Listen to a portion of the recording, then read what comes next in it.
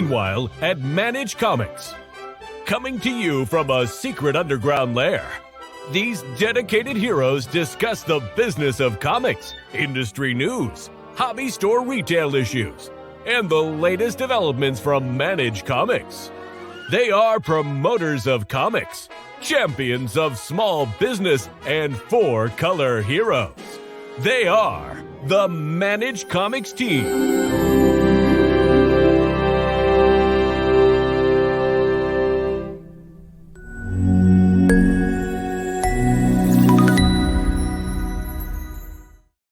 Hey there, welcome to this week's Meanwhile at Manage Comics. And this week we are going to take a quick look at a new article that came out about Manage Comics. David Harbour at sketch.com wrote a great little piece about what we do, the metadata stuff that we've been working on, and kind of some of the sales charge things that are going on in the industry. So for the last probably month or so, folks have been talking about the return of sales charts and how sales charts is something that as an industry we need to get back to. So David, I reached out to him probably close to a year ago to talk about Manage Comics and discuss kind of some of the things that we do and how we help stores become better. But during that kind of back and forth, I also mentioned our metadata project, which is actually taking place today. So by the time you see this, we'll have had our, I want to say 10th or 11th meeting about comic book metadata. Django Boren of Comic Shop Assistant and I are co-chairs of the metadata formats and standards committees. And basically what we're trying to do is clean up the metadata and get it better so that it's not always terrible, I guess is the basic. When we had an industry where there was one primary data provider, it wasn't always great, but it was always consistent. And then what happened at some point is the data became inconsistent and also still terrible. So we're trying to get to a point now where it's consistent and good. And there's been a lot of huge strides made already in the last, I think we started in May, maybe in April, but we've made some great strides. And most importantly, there's a dialogue going on, and there's a dialogue between publishers, distributors, and software vendors like myself. So yeah, it's pretty exciting. But why don't we jump into a little bit about what David and I talked about? So there'll be a link in the description below, but this is at sketch.com. That's SKTCHD.com/interview/manage-comics-interview. And you're going to see, a little graphic at the top that is our new little, we're doing a tweak to our website, and this is kind of part of that tweak. So you'll see more of that in the future, drawn by my partner, Craig.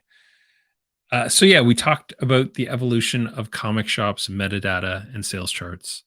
And it was a kind of a interesting talk. One of the things that we talked about kind of offline before the conversation was that there never really were sales charts in comics. There was sell into charts where the distributors would say, this is how many units were shipped to stores, but there's never really been anything like a book scan or in the record industry, I think it's called chart scan or something like that, where they actually knew how many units were selling at the cash register, which is often a very different number, right? So yeah, this will actually tell us, in a perfect world, we would be able to know how many units sold at the register versus how many units were brought into the store. So for example, a 1 in 1,000 Spawn comic that got you a signed Spawn, was that selling 1,000 units, or were those numbers inflated to get that 1,000 a 1 in 1,000 book. I know what my assumption is. And during the conversation, I said one of the things that might be even more interesting than sales charts are subcharts. Let's see what the cadence of a subscription is, and let's see if publishers' marketing efforts are actually doing what they're hoping they will do, and actually getting more subscribers. The time that you can actually affect those numbers is not after the book has come into the stores. It's actually 3 weeks before the book arrives when the final order cutoff happens. And if stores, if sorry, if publishers could see the efforts that their marketing is having on the actual pre-sales of an item, I think that's a more meaningful number than just, a sales chart, which tells you after the fact, okay, you know, Spawn number 36 sold 80% at the cash register. The only people that really, really benefits are collectors. It doesn't really benefit anybody else because there's nothing you can do about that information after the fact. So if we could get some sort of pre-sales charts, I think that would be a big help to the industry as well. Let's just jump into the actual article, and I'm not going to actually read it word for word, and I'm actually going to tell you when the paywall comes. By the way, subscribe. It's not very expensive. I think I pay $60 a year, and I pay $6 a month for much dumber things than supporting good independent journalism. Sketch.com has some awesome articles, and I highly recommend that if you've got a spare $60 lying around, that you invest in a subscription to Sketch.com. So we started out just talking about what managed comics is. I always like these conversations because it really forces me to distill down what it is we do in the smallest amount of words possible. So in this case, I literally said managed comics is a simple subscription management software that makes it easier for customers to subscribe to their favorite titles and makes it easier for the stores to actually pull those titles, hold them, and then sell them. That's what we do in a nutshell. We do it in conjunction with Shopify because Shopify is the best e-commerce platform on the market.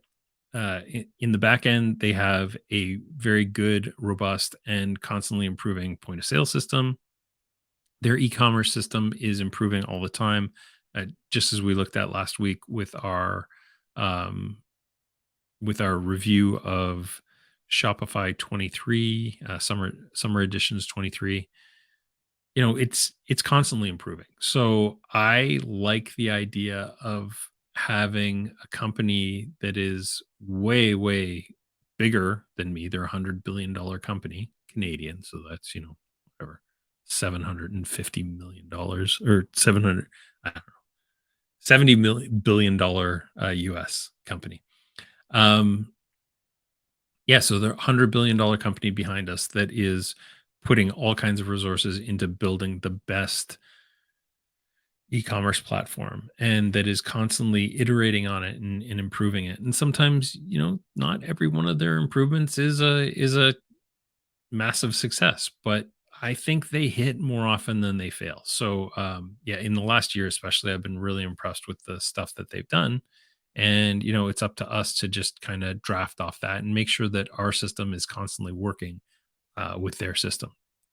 So yeah, David kind of talked a little bit about, practically speaking, what we are. What's nice, unlike anything else, Managed Comics is part of a store's website. So I'm really passionate about the fact that we're not taking you off of your website onto another place to do your subscription management. Your customers aren't having to plug in yet another password. If they have a Shopify shop password that is good on any store, that will work on your store, and they're staying on your domain, which means that you can sell them other stuff while they're on your domain.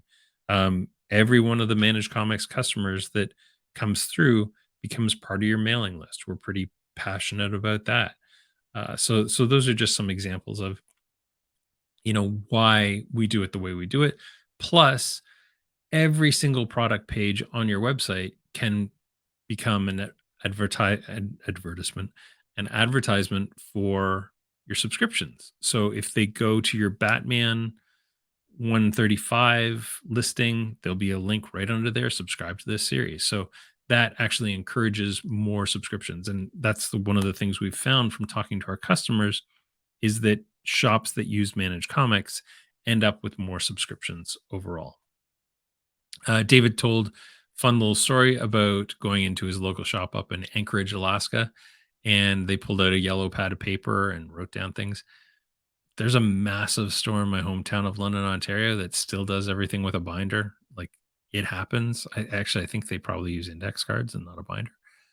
But yeah, it's something that I can't quite understand how shops can still do it in 2023 with the amount of times that you have to go back to your orders. But there are places. So, you know, getting shops off of that system is something that we want to help out with.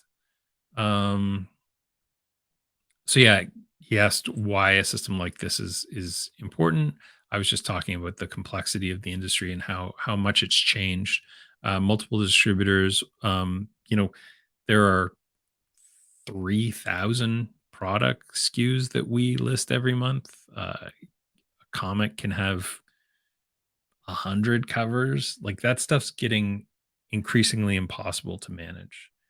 Yeah, I joked about 150 stores that use our system, and there's 193 different ways that they use it. And David said, I can't help but notice the second number is bigger than the first. It's just the way it is. So he said, to really simplify what you do, you make retailer lives and the lives of their customers easier. I think so. That's kind of our main goal, especially in a multi-distributor world. And one of the key things is making sure that a store can invoice their customers, which is a huge thing. I can't wait for the day that Shopify lets us vault credit cards, and then you'll just be able to invoice your customer every week and they'll pay their bill. Spoiler alert, with Managed Comics 1.0, we actually had that ability. And to this day, I've never actually paid an invoice. I've never gone online to pay an invoice at my former shop, All New Comics. Pete just sends me an invoice every month and it magically gets paid by my credit card. When my credit card expires, I get an email from the shop saying, your credit card's out of date. Please update it. I do. My stuff magically appears at my house. Like, I never think about it. It's the true set it and forget it. And I love it. I can't wait until we can offer that to Manage Comics 2 through Shopify. So yeah, then he also mentioned about, the classic retailer posts with the stack of comics and that kind of stuff. He had mentioned that it seems like selling into stores would be hard. So completely transparently, 99% of our new subscriptions are inbound, meaning that they come to us. We don't do a lot of external marketing. We've done one print ad in the entire time that we've been around. We did it at Gamma last year. We're probably going to do Gamma this year. We did Comics Pro last year. We'll do that again this year. So we do talk to shops and things, and what's nice is it's kind of changed the tenor of our conversations from, this is what Managed Comics does to there's a lot more. We've heard what Managed Comics does, and we're hoping that you can help us out. It's my favorite part of the job, honestly, is that folks know about us instead of us having to go in.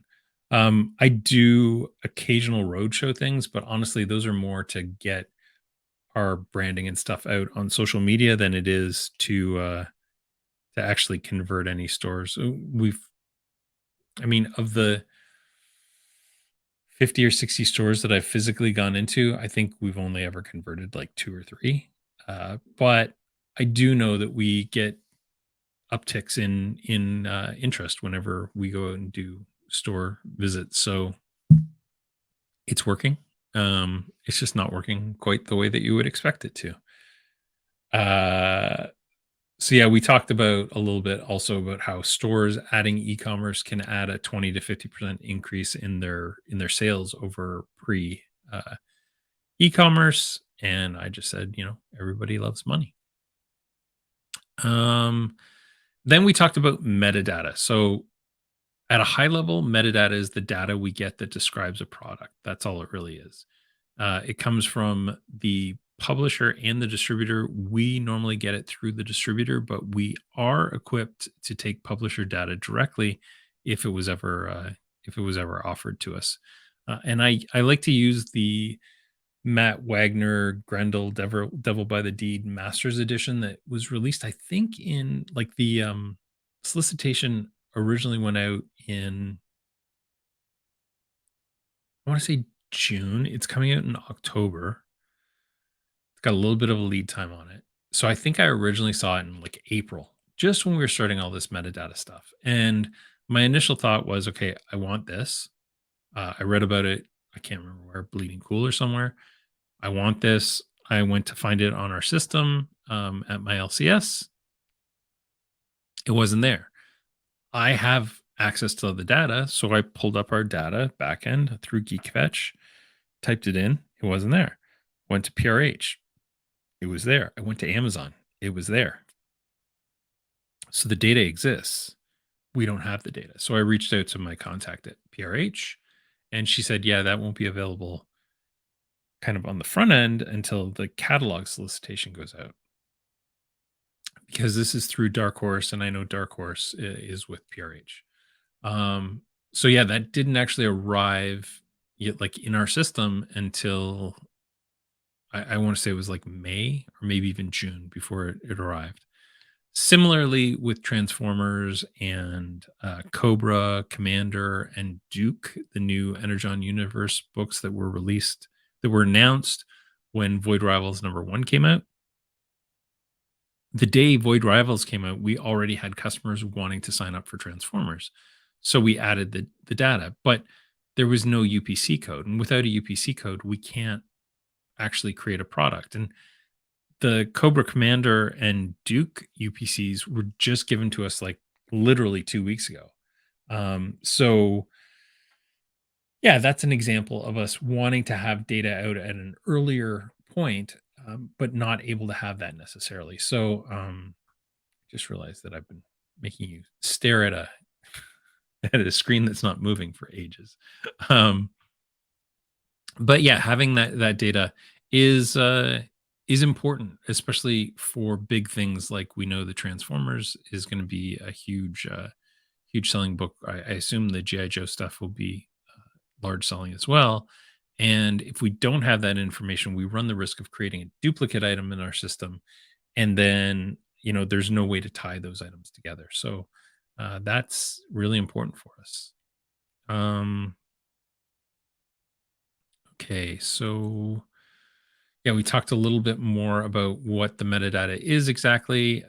Like in my opinion, the way that we should be building metadata is title and UPC, which are the bare minimum pieces of information we need to create a product. And then we can gradually layer stuff on top of that. So if we've got a cover image, awesome, we'll add the cover image. If we've got a full description, amazing, we'll add that description. But we can layer more and more information on over time, and we can even improve that data over time as we, hone in on who the creators are, what the cover artists will be, what the different covers are. Maybe we start out with just one cover, and then by the end of it we've got, 15. But layering that information on over time is really really important to kind of generating that pre-order interest. And one of the key things about this is we need to get into the habit of generating pre-order interest when there's interest on the product. And that means that tying the creation of products and systems with the marketing information that's going out. The earlier we get that, the easier it's going to be to get subscriptions. So, as an example, having the information out there for Transformers right when Void Rivals kicked off, within that first week across the network, we saw 65 subscriptions, pre-orders, sorry, for that book, because we didn't have a subscription because we didn't actually know what the series code would be at that time. So 65 pre-orders with little to no actual like solicitation information. The only way people were finding that was by going to their comic store, their LCS, to their managed comics page, typing in Transformers and pre-ordering that book. Now imagine if we had a little bit more information and could make that, a little more obvious and make a subscription. Um, that's real money that you're throwing away with your interest in the marketing if you don't have the ability to subscribe to it right then. We talked about kind of what the information is that's in metadata. So everything's metadata from price, number of pages, weight, height, width, length, units per case, ordering date, final order date, ship date. All those things are individual pieces of metadata. And we track around 90 elements per product right now.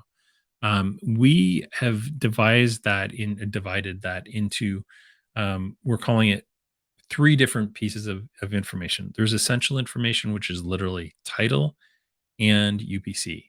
Title is permeable and you can change that around as much as you want. UPC should be locked in stone the moment you announce it. From there, there's about 70 items that we consider core data, and that includes everything from the size, weight, and description of the product to the creators and the categorization of it. How does that get categorized? Even down to like some minutia, like what is the particular content type? Is this going to be original content? Is it a graphic novel? Is it original graphic novel, reprint material, etc.? So all those things we consider kind of metadata, and then there's what we call extended data, which is the stuff that the distributors add. So things like final order cutoff date, maybe units per case, units for per box. How they're going to package it. There is other stuff like discount codes and things like that that are specific to each distributor and are different for each distributor, and maybe different for your store based on the distributor's rules around them. So those pieces are all extended data, which we also track. So there's probably an additional, on top of the 70, there's an additional like 20, 15 to 20 units, the items that are specific to a distributor. Yeah, and then there's also, how do we deal with book market distributors and their information as well. And we're, other than Penguin Random House, we're not even kind of diving into the full book market yet. But at some point, we'll need to talk with Simon and Schuster, Hachette, Ingram, and all those folks too, and make sure that we can kind of unify our info. So that was kind of all before the page break, and then after the page break, we also talked about kind of how it is for, or how they're generating sales data, and why it's important to get that metadata layer figured out before we dive into sales data. And some of it is like we just need to be able to tie series together better. An example is like image. Once they get over 9 covers, they have to create a new UPC. So those UPC codes are not intrinsically combined together unless we actually do some math around the UPC codes. So Image is a good example of a publisher that we have to really do a lot of hand massaging right now of the data to make sure that we can track all the units of Transformers, which is probably going to have like, I don't know, 20, 30 covers. We need to track all those covers together as one product. So that's just kind of a small example. And then he asked, how much extra work is this translating to? And so I have actual math numbers because we track all of our hours. So I know that the month that Image combined or went to Lunar, our overall hours that month just for data was 123 hours. On average, we're spending 70 to 80 hours a month just updating the data, cleaning the data, massaging the data, if you will, and making sure that everything works really well. I would love to take those 70 or 80 hours and invest them in developer time, which could make me more money because we'd have cooler products going around. And I don't really want to be massaging data by hand. If you're an individual shop, though, I can't imagine how you're doing this on top of your other workload. Like, frankly, the data we get is not trustworthy without being massaged. So, how does somebody just, as a store, trust it blindly? I think that is a real struggle right now that shops are having. Um, Yeah, and he talked a little bit about Patrick Brower from Challengers Comics and Conversation, his conversation with him earlier in the year, and Patrick said, like, you know, it's gotten so much harder to manage all of the product information, the multiple shipments that come in. Like, they literally get a shipment every day of the week now, including Sundays. All that stuff has taken him off the sales floor and put him kind of in more of an administrative role working behind the scenes, and that's not good for selling comics. So, the more we can simplify this stuff for those guys, the better it is. um so they talked a little bit about we talked a little bit about sales charts, uh and we talked a bit about the Comics Pro metadata group that we've been working with. So we started back in February when we announced it. There was I think we really kicked it off March. We started kind of figuring out exactly what the individual groups would be. April, we kicked off our first meeting. Like I said, we've had, yeah, that's exactly it. We've had 10 meetings so far. This week, our final publishers meeting. Next week, or next month, we're doing a distributors meeting in 2 weeks, and then we're going to finalize all of our stuff. The intent is to get a metadata dictionary, a document that kind of talks about all the individual elements in metadata. And there's one more piece that we're so there's a dictionary document, and I can't remember. There's a third piece, so there'll be three pieces, and then that will all contribute to an overall white paper that we're launching as a group in February next year. I believe that in October at New York Comic Con, we're going to kind of preview some of the stuff that we've been working on, and how it's going to transform the industry. So, yeah, getting that stuff together. I think. I mean, honestly, in a year, having gotten as far as we have, and really, we've been working on this for 6, 7 months. Getting as many different players involved as we have, getting consensus from all those players, having industry involvement from distributors and publishers has been amazing. And the dialogue that we've had, and the fact that communication channels are open, and like, if we have problems with the data, there's actually individual people that we can reach out to now. So, for example, Penguin Random House's Marvel information is missing the number signs in front of stuff. So we reached out to our contact at Marvel and said, "Hey, this stuff coming in from PRH is actually fundamentally different than the way that all the other data is." And there's no good way of just jamming in a number sign in front of things, because then you'd get things like X-Men number sign 2099, number sign 1, which would not be great. There's all kinds of incidents is like that. There was a cyberpunk, whatever that is, 3044 or whatever. So we can't just programmatically do it. We really need that data to come in like that from Marvel, or else we risk, really screwing up our data and requiring a lot of hand massaging. So we reached out to them. They're looking into making sure that that's okay, and if it is, they'll just make that happen. So we've been trying not to ask for favors like that kind of outside of the group, just because we want like one big ask at the end of it. We don't want a bunch of little mini asks and getting fatigue from all the things we're asking. Um, the things that we're doing are going to push the industry forward and make things better. So, yeah. And then we talked a little bit about sales charts and how we could build sales charts, and what that would look like. But then there's also, like I mentioned, pre-sales charts or subscription charts. What do those look like, and how do those change?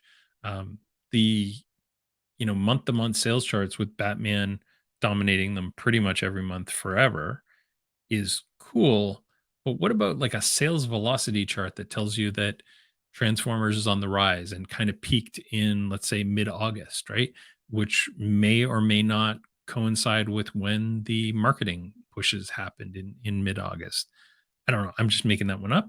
But that to me would be interesting from a publisher standpoint, because as a publisher, I would know how to turn those levers and take advantage of my marketing dollars. As a retailer, it might be really, really important for me to see pre sales numbers in other stores so that I can figure out whether or not I want to push those same books in my store. And pre-sale numbers are going to be wildly different from store to store and geographic region to geographic region. But there might be some benefit in that too. Like if, for example, SourcePoint is doing really, really well in Michigan, you can look at why SourcePoint Press is doing really well in Michigan. Maybe it's because they've got like a massive presence at a bunch of cons. And so, does that kind of thing translate into more pre-sales and a faster pre-sale velocity than not doing cons in a specific geographical region? Just things like coming up with off the top of my head, putting on a little bit of my marketing brain and my comics guy brain together. So yeah, we just kind of talked a bunch about that. It's a good long beefy article. If you have a subscription to sketch.com, highly recommend you look at it. Even if you don't, you'll see like the first half of it, and I think there's some value you can get out of that as well. But yeah, that's my highest recommendation this week. Check out sketch.com. Next week we are going to do our email outline that I was going to do. So using Shopify email, I've been putting that together kind of behind the scenes and building out exactly what that's going to look like. I've already heard from a couple of folks that they've used the metadata information that was in last podcast. So my podcast, the last Meanwhile at Managed Comics. So my kind of intent for these is to always provide some sort of value that is tangible, and I'm hoping that that is tangible value. For this week's tangible value, I hope it gets folks thinking about the benefits of sales charts and pre-sales charts, and like I said, like a pre-order sales velocity chart. I think there's huge value to that kind of thing, and hopefully I'm not alone in that. That's going to do it for this week. In the meantime and in between times, keep managing those comics. See you next week, folks.